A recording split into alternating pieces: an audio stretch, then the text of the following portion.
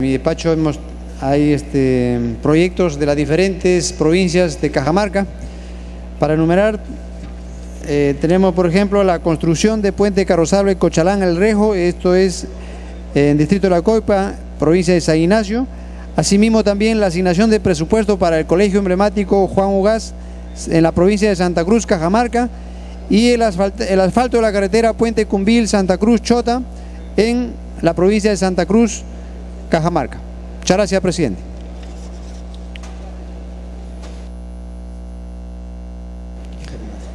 Muchas gracias.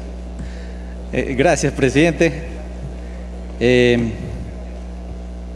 Por su intermedio, señor presidente, saludar a toda la representación nacional y a los señores ministros.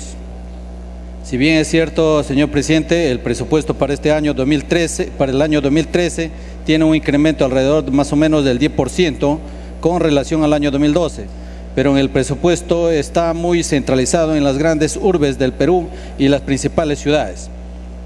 Casi nada del presupuesto se ha asignado a las comunidades nativas de la selva. Por ejemplo, en la provincia de Maynas, Loreto, específicamente en los distritos de Punchana, Belén, San Juan, hay muchas necesidades.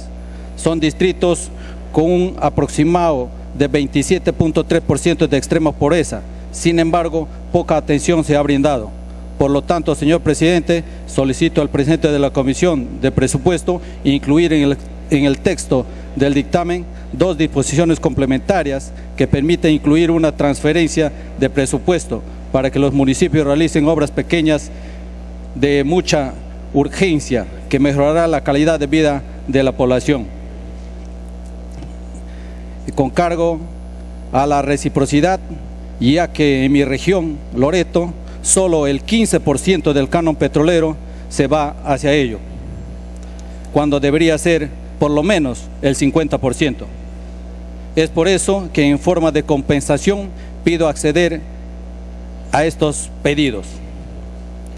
Quiero llamar también la atención, señor presidente, de la representación nacional y en especial de nuestro ministro de Economía, poner una mirada en los niños de Belén, de San Juan, de Punchana, ya que estos niños son el futuro del país, también de la provincia de Padre Abad, La Guaitía, que son distritos de la selva, quienes también necesitan urgente atención del Estado.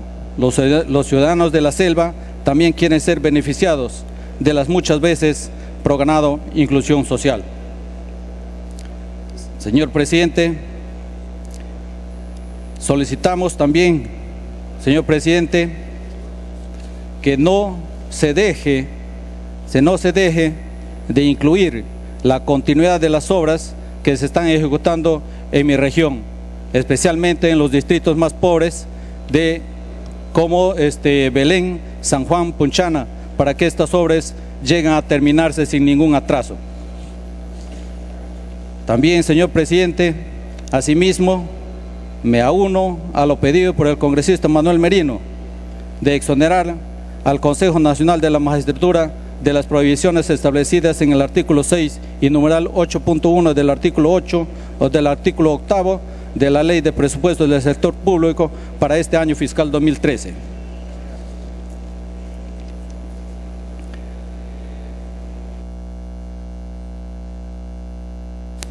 Termine con eso. Termina, presidente, gracias. Finalmente, señor presidente, quiero alcanzar el texto para que sea incluido en el dictamen al señor presidente de la Comisión de Presupuesto, así como también entregar una copia al señor ministro de Economía, Miguel Castiña, para que la tenga en cuenta. Gracias, señor presidente. Gracias, congresista Bengolea. Gracias, presidente.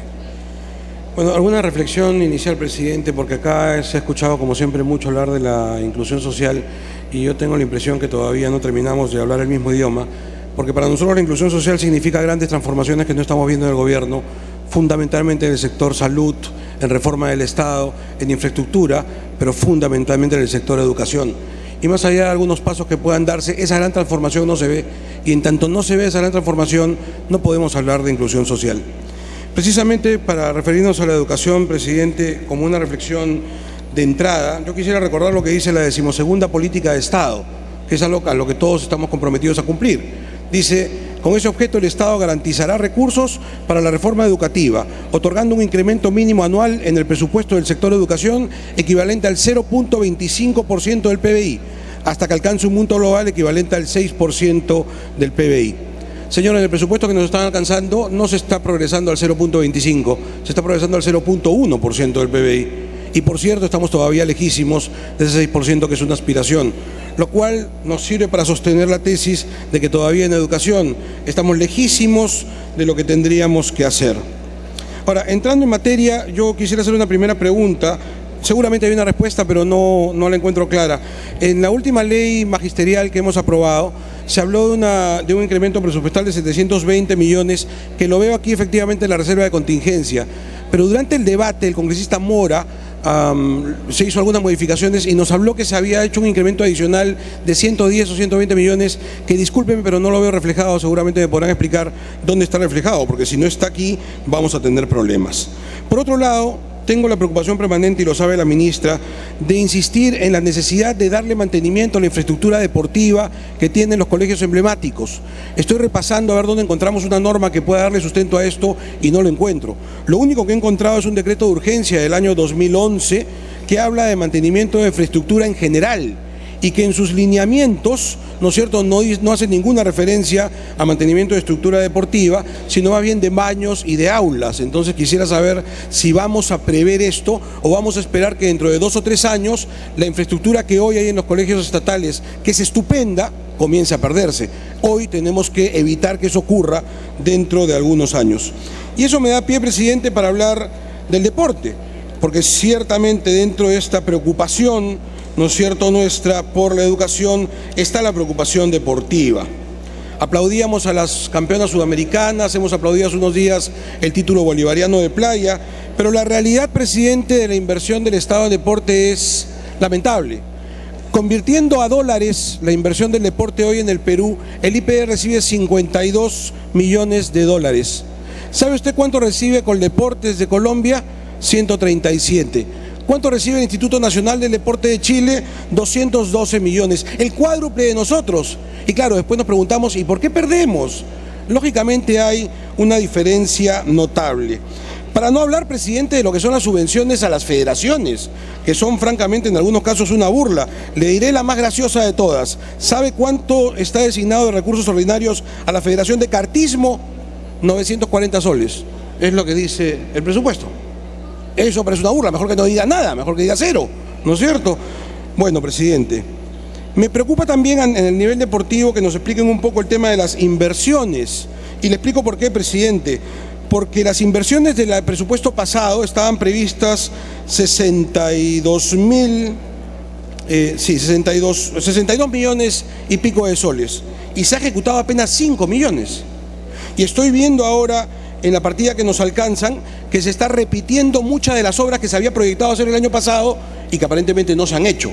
Y algunas que también estaban proyectadas hacer el año pasado no se han hecho y no están incluidas en el presupuesto actual. Entonces tengo la impresión, presidente, que nos hemos puesto unas metas que no las hemos cumplido y que no se está diciendo nada al respecto. Y para cerrar en este tema, presidente, sí insistir en lo que ya ha dicho el congresista Bugatás y también la congresista Tait.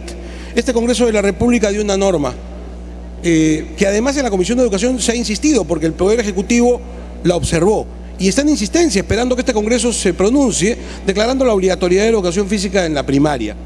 Yo entiendo que la observación, y entiendo economía, es porque los recursos venían, ¿no es cierto?, del canon y sobrecanon. No siendo recursos ordinarios, entiendo perfectamente, no se podría cubrir a largo plazo. Pero hay una necesidad clave, entonces vital, que el Congreso de la República estimó, y yo lo que esperaba, presidente, de verdad lo esperaba, es que en esta presencia de los ministros y en este nuevo presupuesto se dijese, bueno, este no era el camino, pero la preocupación es clara, este otro es el camino. Yo esperaba la propuesta. Termine, congresista. Gracias, presidente. Yo repito, la necesidad es fundamental y no voy a extenderme en eso porque creo que tanto lo que ha dicho Bugatás como lo que ha dicho la congresista Tait es claro, ¿no es cierto? Necesitamos recuperar la educación física en la primaria de nuestras escuelas. Es urgente, presidente, si de verdad queremos mejorar. Entiendo que tal vez el camino que eligió el Congreso no era el mejor, eso lo puedo comprender, a pesar de lo cual estoy esperando que el Congreso insista en la norma. Pero lo que esperaba, presidente, y creo que todavía estamos a tiempo, es que el Consejo de Ministros dijese, correcto, entendemos la necesidad, el Congreso casi unánimemente se pronunció al respecto, escogieron mal el camino, pero este otro es el camino. Y no encuentro esa solución, no encuentro esa alternativa. Estoy pidiendo hace tiempo información al respecto de cuántas aulas primarias tenemos, cuántos profesores de educación física nos hace falta, ni siquiera se nos da esa información. Entonces, presidente, yo vuelvo a lo que he dicho desde el comienzo, creo que no hay interés real. Creo que de verdad tienen otras prioridades, eso no les parece prioritario y entonces insisto una vez más en decirles, sí es prioritario, hay que buscar la manera de recuperar la educación física en la primaria de nuestras escuelas. Muchas gracias, presidente. Gracias, congresista Bengolea. Tiene la palabra el congresista José León.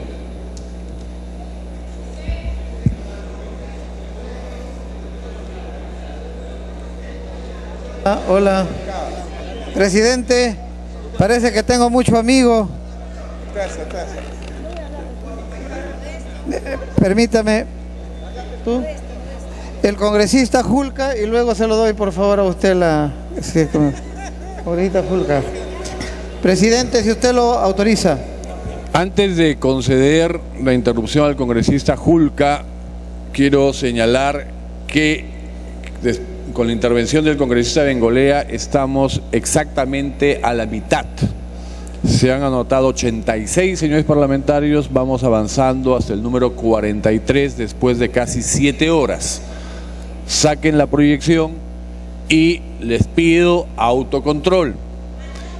Recuerdo además, tomando la palabra nuevamente a la congresista Chacón, que quien concede las interrupciones es el presidente de la mesa. Entonces, pido que haya autocontrol, de lo contrario voy a tener que verme obligado a suspender las interrupciones. Puede comenzar con esta Julca con la primera interrupción. Gracias, presidente. Gracias, colega. Presidente, para recalcar que en el caso específico de la región Ancash hay 2 proyectos de envergadura que no han merecido en esta oportunidad presupuesto. Es el tema del proyecto especial Chinecas, un proyecto que fue trabajado conjuntamente con el Ministerio de Economía, el Ministerio de Agricultura y el gobierno regional. Se le entregó al gobierno regional la viabilidad y hasta el momento aún no tenemos lamentablemente una respuesta y no se ha mostrado interés alguno. Por eso, presidente, queda como agenda. Y un tema importantísimo que quisiera plantear como agenda para lo que viene es el tema en las regiones que tienen cano, el problema de la redistribución. En las regiones que tienen cano, presidente, hay distritos y provincias que efectivamente son de donde se extraen los recursos minerales que están recibiendo ingentes cantidades de dinero. Muchos de estos distritos no están gestionando y aprovechando, invirtiendo adecuadamente estos recursos.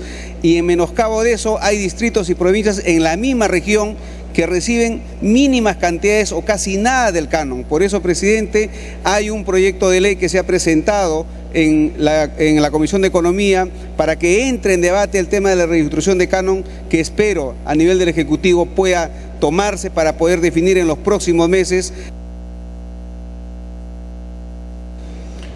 Congresista León. Señor presidente, si usted lo autoriza, el congresista Santiago Astañuadí ha pedido una interrupción. Adelante. Muchas gracias, congresista León. Gracias también, presidente, por esta benevolencia democrática.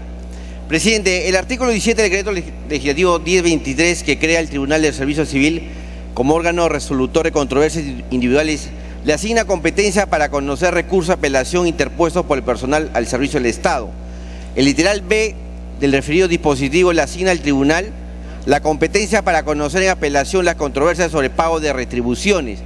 Si bien esta materia guarda relación con las competencias asignadas a servir, también es cierto que se trata de una materia que guarda directa relación con el sistema administrativo de presupuesto público. Por ello, consideramos que asignar dicha materia al Tribunal del Servicio Civil se exceden los alcances del decreto legislativo 1023, toda vez que son decisiones sobre retribuciones con impacto presupuestario, lo cual incide en la política remunerativa y presupuestal del Estado. En ese sentido, señor presidente, proponemos la siguiente fórmula: deróguese el literal B del artículo 17 del decreto legislativo 1023, decreto legislativo que crea la Autoridad Nacional del Servicio Civil, rectora del Sistema Administrativo de Gestión de Recursos Humanos. Señor presidente, también proponemos una modificación al tema del CAFAE, que es la siguiente: A partir de la vigencia de la presente ley, el personal comprendido en el numeral 2.1 del artículo 2 de la ley 29874 percibirá a través del Comité de Administración del Fondo de Asistencia y Estímulo únicamente el incentivo económico denominado incentivo único. El incentivo único consolida en un único concepto. Congresista León. Gracias, presidente. Presidente, el presupuesto es un medio para un fin social. Luego de aprobado, quedan las tareas y estas deberíamos buscar optimizarlo en lo más que se pueda. Por eso quiero hablar de dos temas: seguridad ciudadana y agricultura.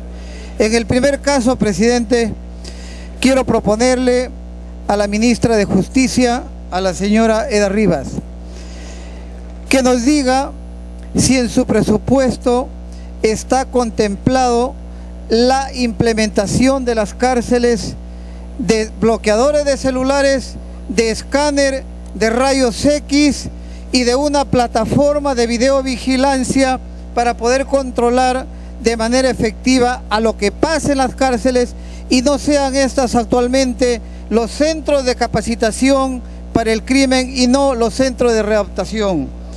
Quiero proponerle al ministro del Interior, si de una vez abordamos el tema de cuándo se puede mejorar la eficiencia de la policía, cuando esos turnos de 24 horas y los francos no está siendo realmente una solución integral al problema de la seguridad ciudadana, para evaluar la posibilidad que en esta modernización y en la ley con 5 ejes puede evaluarse volver a los turnos de 8 horas, como sucede en alguna parte de las Fuerzas Armadas. Y lo segundo, incorporar para este asunto de la corrupción que lamentablemente tenemos en la policía, incorporar en el control interno el poder civil, lo que pasó con la OMA en el año 2008, incorporando representantes de las universidades y representantes de los abogados, para incorporar en este caso representantes de los gobiernos regionales y las municipalidades. En el tema